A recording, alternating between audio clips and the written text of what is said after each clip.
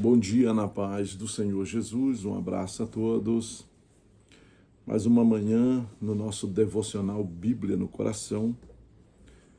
E nessa manhã nós estamos aqui agradecendo a Deus por tudo que Deus tem feito nas nossas vidas. A verdade é que Deus tem sido misericordioso para conosco, bondoso, eterno, e nós temos alcançado o favor do Senhor. Esta é a verdade. Nossos méritos é pouco, né? A nossa força é pouca para nos conduzir diante de tamanhos desafios que nós estamos enfrentando. Os desafios são tão grandes, mas há um Deus maior que nos projetou, nos preparou e está nos dando a oportunidade de encarar esses grandes desafios da vida. A vida levanta-se para pregar-nos uma peça, mas a verdade é que Deus está nos capacitando dia a dia e nós estamos alcançando o seu favor. A Bíblia diz isso. No Salmo 30, diz que no favor do Senhor, né? E o choro pode durar uma noite, mas a alegria vem pela manhã. E eu creio que a noite é quando as tempestades e os males se aproximam. E amanhã é sempre quando nós passamos a ter conhecimento e entendimento de quem nós somos, quem está conosco e, de fato, aonde nós estamos. Vamos olhar hoje para um texto bíblico que revela uma caminhada ao contrário. Jesus chama o povo para vir para Jerusalém. E há alguns discípulos aqui após a sua morte que voltam de Jerusalém para Emaús. Ao caminhar para Emaús, o versículo 13 do capítulo 24 de Lucas diz: E eis que no mesmo dia ia dois deles para uma aldeia que distava de Jerusalém 60 estádios, cujo nome era Emaús. E o versículo 16 diz: Mas os olhos deles estavam como fechados para que não conhecesse. E ele lhes disse: Que palavras são estas que caminhando trocais entre vós, e por que estáis tristes? E eu posso levar você um pouco além. Quando a frustração chega, em muitos momentos nós desistimos da nossa caminhada, acreditando que se nós voltarmos lá no passado, lá no princípio, lá onde nós estávamos, nós vamos ser mais bem-sucedidos. E esse pensamento é frustrante. Esta não é uma realidade das quais Deus tem para nós. Nós estamos tomando de volta um caminho que nós já vencemos, superamos. Então isso aqui é uma ilustração, ou seja, um retrato daquilo que aconteceu. Os discípulos estão voltando por uma frustração, estão frustrados. Eles estão deixando Jerusalém porque eles não a creem mais. Eles agora, algo interrompeu a sua crença, interrompeu esse momento na vida deles. E eles retornam, deixam Jerusalém e voltam para Emaús. Esse caminho é como um caminho que nós observamos quando a Bíblia Sagrada fala sobre homens que desceram de Jerusalém para Jericó. Quer dizer, é um caminho inverso. Esse caminho aqui é o caminho da tristeza, da frustração.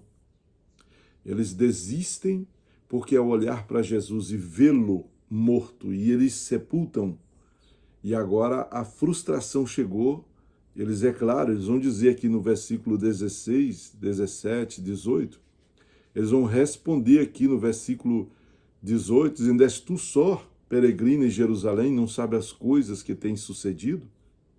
E quando ele pergunta quais, eles vão dizer, verso 19, e lhe disseram: e as que dizem respeito a Jesus Nazareno, que foi profeta poderoso em obras, palavras, diante de Deus e de todo o povo. Como os principais mataram. E o 21 ele diz: nós esperávamos que fosse ele quem remisse Israel. Então essa esperança posta em Jesus era uma esperança posta em guerra, que Jesus contornasse a situação da vida deles ali, a situação da vida de Israel, pois eles queriam alcançar o êxito como Davi, por meio da espada, da guerra, derrubar Roma, que estava escravizando, dominando, e assumir o trono, pois a Bíblia fala do trono de Davi para Jesus. Então é sobre esse aspecto eles estavam frustrados. E eles retornam para Emaús com outro pensamento bem problemático, que é tão claro que quando Jesus se junta a eles, eles não percebem que era Jesus. Eles não conhecem, a Bíblia diz que os seus olhos estavam como se fechados, deixaram de crer.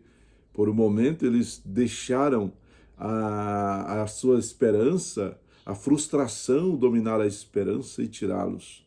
E eles agora caminham numa direção contrária. Eles não estão em Jerusalém, o Senhor chamou eles para Jerusalém. E se nós observarmos, os acontecimentos vão acontecer em Jerusalém. A ressurreição, os aparecimentos de Jesus, a condução com os discípulos, pregação e a consolidação dos discípulos e a confirmação deles do nascimento da igreja e também de como eles serão, a partir dali, ministros do Evangelho. E a ascensão de Jesus e o derramamento do Espírito Santo. Então eles estão saindo do lugar da vitória, da bênção, indo em direção àquilo que seus pensamentos focalizaram, que seria melhor retornar lá para o princípio, para o começo, e ter, de fato e de verdade, uma jornada para começar. Mas eles já estavam bem adiantados. Jesus está entrando na vida deles, na estrada deles. O objetivo de Jesus agora é contornar a situação para que eles retornem para Jerusalém. Nessa caminhada, o Senhor vai descorrê-los publicamente, mostrando-lhes as Escrituras para eles, tornando ali visível, real, a palavra de Deus. E quando Jesus começa a conversar com eles, eles estão como impedidos de vê-lo, ouvem, questionam, mas eles estão tão focados no retorno que eles esquecem das promessas. E quem sabe nesta manhã também, nós, por algum momento, por alguma palavra, por o testemunho de alguma pessoa, pela vida de algum líder, nós também nos colocamos nessa frustração de acreditar que a coisa continua, vai ser firme, vai ser bênção, e por algum momento Deus está nos provando e nós não estamos querendo aceitar. Não estamos querendo aceitar as situações que estamos levantando para debater, sim, mas precisamos ter o entendimento das coisas espirituais, o que eu estou falando espiritual, das coisas espirituais, e possam ser, aliás, que alguém esteja frustrado porque tudo aquilo que ele sonhou não está dando certo. O tempo está passando, a idade está chegando e ele está vendo que o único caminho para ele é retornar para aquele posto antigo, para aquele lugar antigo. E não é verdade. Jesus está nos convencendo de que nós estamos no lugar certo, na posição certa e estamos caminhando.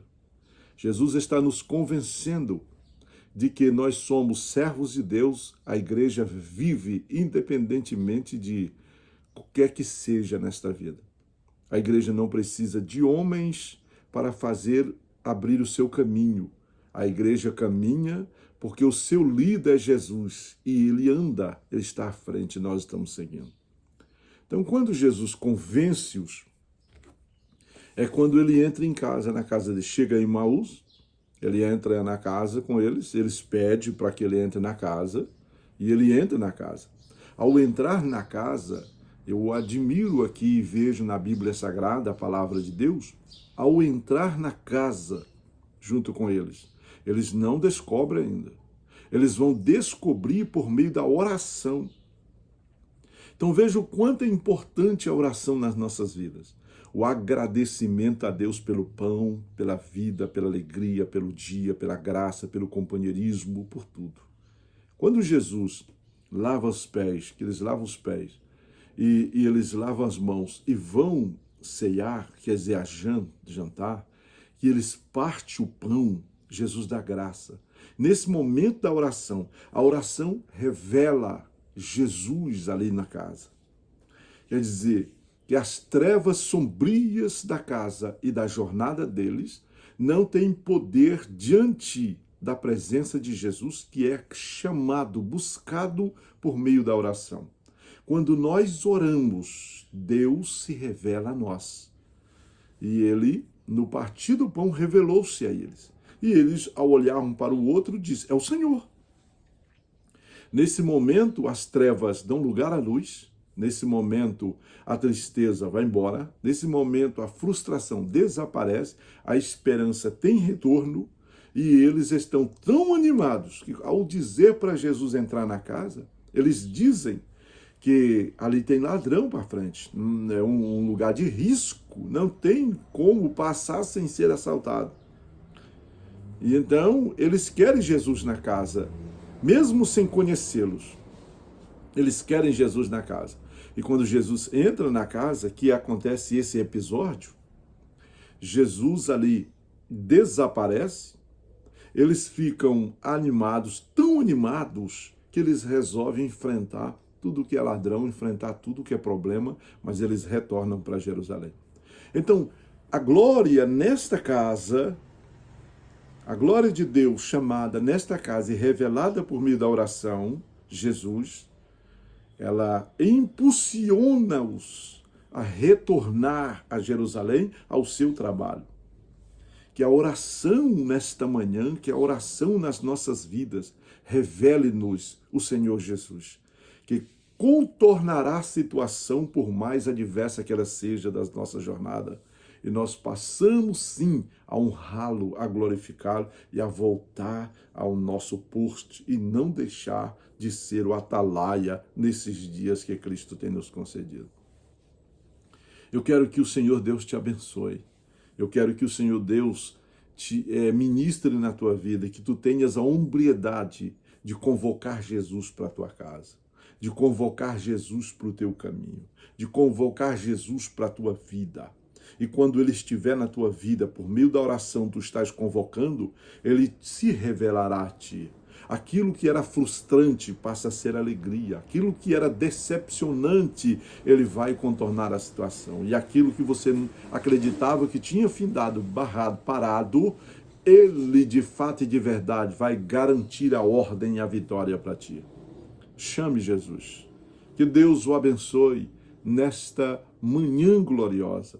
E que a Bíblia no seu coração, o Espírito de Deus te convença a ser um verdadeiro adorador e a voltar à estrada da vida para caminhar com Cristo e vencer com Cristo no nome de Jesus. Querido Deus, obrigado, Senhor. Eu agradeço por todas as vidas e com especialidade por a vida daqueles que estão a caminhos contrários.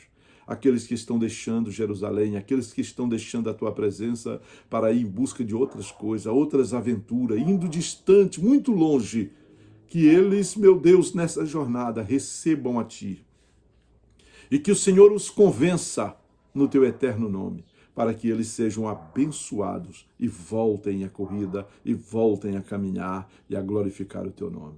Pai Santo, eu te peço que o Senhor os abençoe e dê graça e vitória no nome santo de Jesus.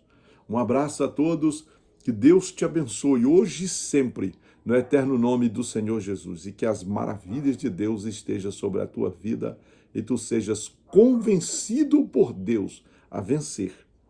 A vitória é nossa pelo sangue de Jesus. Que Deus o abençoe. Fique todos com Deus, na paz do Senhor Jesus.